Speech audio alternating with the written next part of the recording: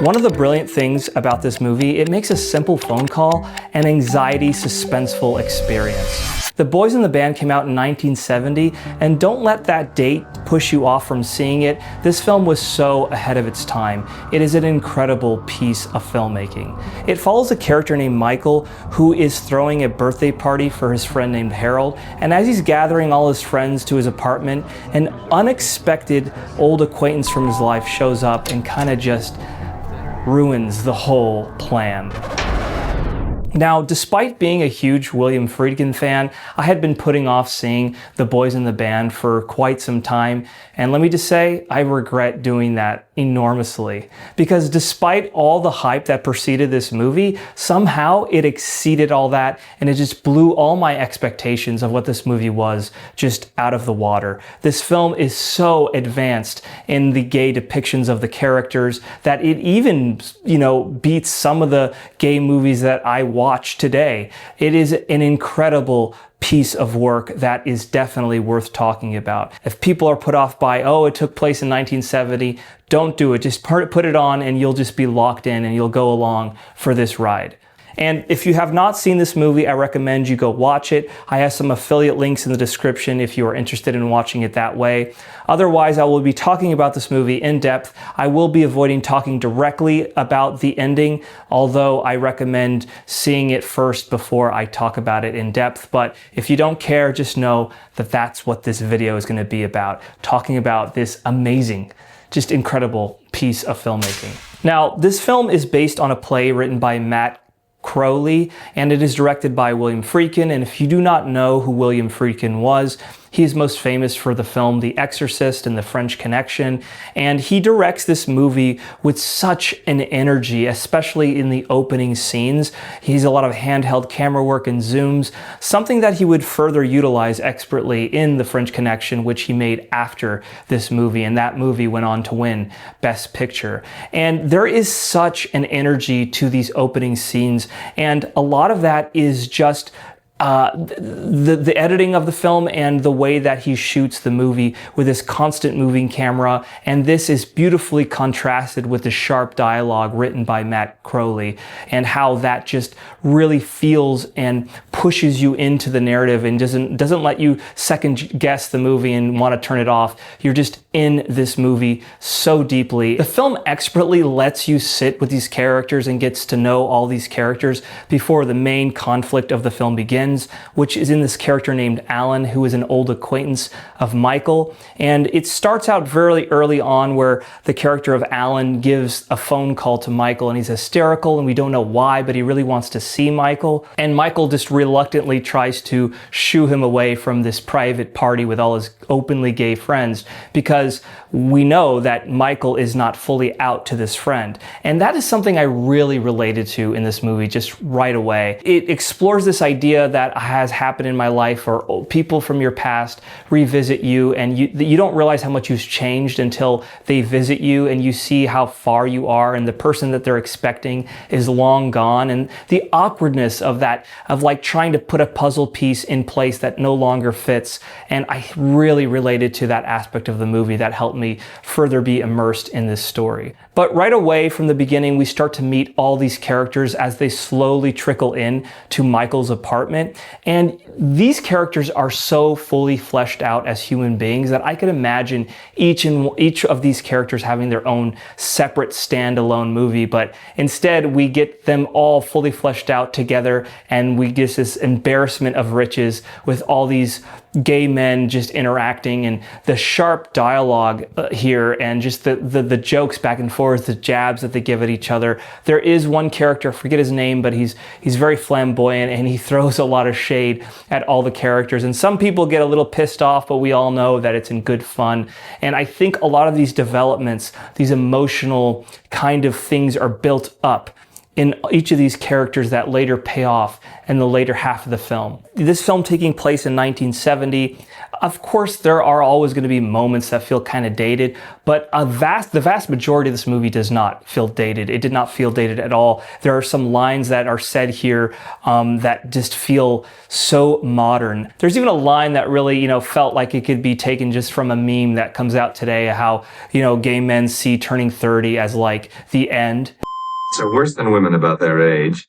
They think their lives are over at 30. And also this character of Harold, who everyone's throwing the party for, he's built up and he comes in a little later into the movie, but when he shows up, he gives this really good monologue and it's all done in this one take and he slowly comes up to the camera. Michael is a 32-year-old, ugly, pockmarked Jew fairy. And if it takes me a while to pull myself together, and if I smoke a little grass before I get up the nerve to show my face to the world, it's nobody's goddamn business but my own.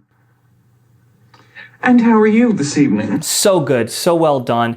And for a movie that is all involving gay men, there is not a lot of gay, sexual moments in it, but this film does not hold back in showing, two men kissing or even just the gay men talking openly about, lovemaking and sex. And I know it's very much a product of the times. You can only go so far. And from what I read, unfortunately, even though this film lacks any kind of sexual scenes, the film was still difficult to have mainstream audiences show up for. I bet you sit in a steam room and say things like, hot enough for you? The main character in all of this is Michael, and Michael is one of the most complex gay characters that I have seen, especially from a movie that takes place in the 1970s, because he comes off as this very, powerful, he's self-assured of himself, but slowly as the movie unravels, we find out how this is not true and how he's very strong within his apartment walls. But beyond that, we get some pieces of evidence why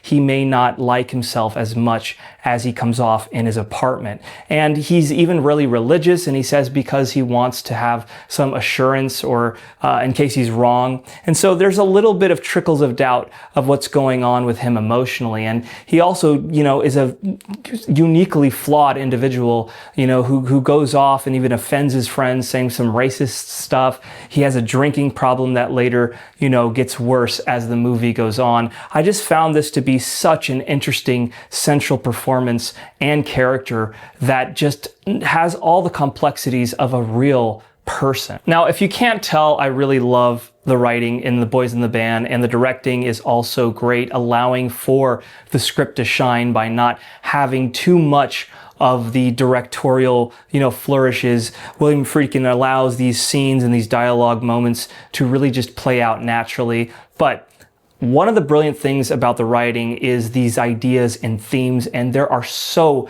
many things going on here, despite it only having the scope of this apartment mostly. And I could talk for a long time about the little themes here and there, but I think one of the big overarching themes in the film is this idea of society versus gay men. And what the Alan character to me represents is society breaking through to this safe room that all these gay men have. And this film wouldn't be as powerful if it took place in modern day New York City. A lot of this has to be with the very conservative times of the 1970s and the unaccepting way society viewed gay men. Of course, we have made enormous progress since then, but in some parts of the world, it is very much still inhospitable to gay people. But this film taking place in the 70s is really exploring this idea how society really does not accept these gay men and how that affects each individual man. But within these apartment walls, it's this safe zone for all these gay men. And this Alan character, I feel like, represents society poisoning this party, poisoning and breaking and cracking the shield that these gay men have in this safe area. And there's even a line that the Alan character says that kind of represents, I'm sure, the idea and the sentiment that people had during this time. I couldn't care less about what people do, as long as they don't do it in public or try to force their ways on the whole damned world. That you can be gay, but just don't do it in public. It takes such a long time setting up all these characters and setting up all these things. And then when the second part of the movie happens with this telephone game, then all these things start to blossom. And the way that this scene turns into the telephone game is that there's this rainstorm that happens that pushes all the men inside. And at this point, the Michael character is really drunk and he's starting to get really upset. And I think one of the big conceits to start this telephone game is to get this Alan character to admit that he himself might be a gay man. And the way this telephone game works is that there is a telephone in the room and the men have to call somebody from their past or anybody that they really loved. And the way that you get points in the game is the more you reveal, if you get the person on the phone, and the more you reveal about how you love them, the more points you get. And Michael, despite being drunk, is very, hard set on the rules must be followed. And as each men begin to attempt to play the game, we get to see how this begins to affect them and how much of their repressed homosexuality, their desires, are just being unearthed. And all these things that were set up in the first half of the film start to bear fruit in this part. And it gets very emotional for some of them. One of the most interesting things about the sequence is what I think the telephone represents. And like I said, if this apartment is this safe zone for these gay men, the telephone is the transit to the outside world. It's this key, it's this kind of like peephole into the outside world and how hostile it is to who these men are.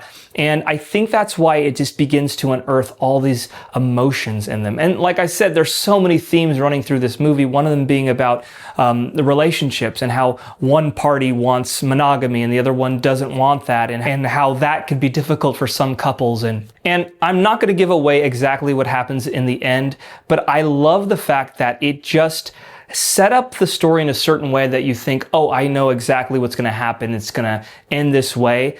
And it does not go that way at all. And in fact, it makes the film even deeper in terms of the character work for the Michael character, the way this film ends. And I was so happy that it just deviated from my expectations because I already was figuring out, oh, it's going to end in this certain way. And it does not do that. It is such a smarter movie, and a lesser movie probably would have just played out the way you think. Now, I read when this movie came out, it was not a success. And I think because the homophobic society that the film depicts in the movie was very much the audience that the film was coming out to. And I think probably society at the time was not ready to see such an advanced take on gay people. And God forbid they see gay people as real human beings. But I think the legacy of this film has been preserved by the retrospective look back on it and appreciation. And I think I read on Wikipedia that William Friedkin had said that this is one of the few films that he could actually still watch when he was alive, of course. But one of the criticisms I read during the time is that the people who did watch the movie, they saw this as like a negative portrayal of gay men, how they were so much self-pity and self-loathing. And I do not think that's fair. I think that criticism is very much of its time, because how could you not be? The way society was just putting pressure on this gay men about, thinking they're evil, that they have to hide who they are behind closed doors, is that I think it's such an honest portrayal of just putting any human being in that situation, how they would crumble under the weight of that, and how this armor that they put behind closed doors and how they are so vulnerable when they're outside of that environment.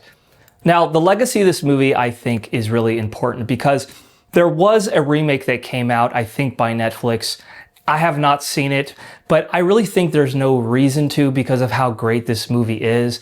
I don't know why people want to remake great movies like this, especially when you have a movie that feels and moves like a modern movie, and even, younger audiences could still appreciate the original. But I think one of the best things to do and why to revisit the original as opposed to this remake, not throwing shade to the people in the remake, it might be a good movie, but I think it holds a deeper weight. Because one of the tragedies of this film is I read a lot of these actors who star in The Boys in the Band would later go on and pass away due to complications with AIDS. And I think revisiting the film not only helps honor their legacy, but also to appreciate the weight of their performance that they gave and the power in their performance, because they weren't just playing a character, they were living in those times, which just adds another emotional depth to everything. And I think that's why it's more important to look at this original and preserve their legacy of the original than a modern remake, which I'm sure is good in its own way, but it would not hold the weight of making a film like this in the times in which it's depicting. What also got me happy about the legacy of the original Boys in the Band is that this company called Vinegar Syndrome, which is very known among film lovers, is doing a 4K release of this film, and so that is something to look forward to. If only they could also pay attention to Parting Glances. Please give us a 4K release. God forbid I have to wait any longer for this. You can write books on the complexities of this film, and I love that when a film that is so good like this just takes over and it kind of changes your idea of what you think the movie is, and it just becomes this whole other thing entirely. This is what The Boys in the Band did for me. And if you are waiting to watch this movie, give it a shot. I think you will find such a rich and dense amount of character work here and depictions. And I think this movie, even when I watch movies from the 70s, I also like to lead the review that this is a time capsule, and it very much is, but I think a lot of the things that people are talking about in this movie are still very relevant today. And I think it's one of those movies, it's gonna be hard to shake, and it might be one of the best films. Not the best, because it's hard to say that right away, but it is definitely one of those best films that I've seen while starting this channel and talking about these game movies, and I'm so glad I finally pressed play on this one. The Boys in the Band is so advanced, I feel like, for its time, that it made this funny thought in my head come up that how, like, 37 years later, after this movie already exists, we get something goofy and shallow like I now pronounce you Chuck and Larry. It's just kind of an insult to how far we devolved going back, even though my thoughts on that movie may be saved for a future video, but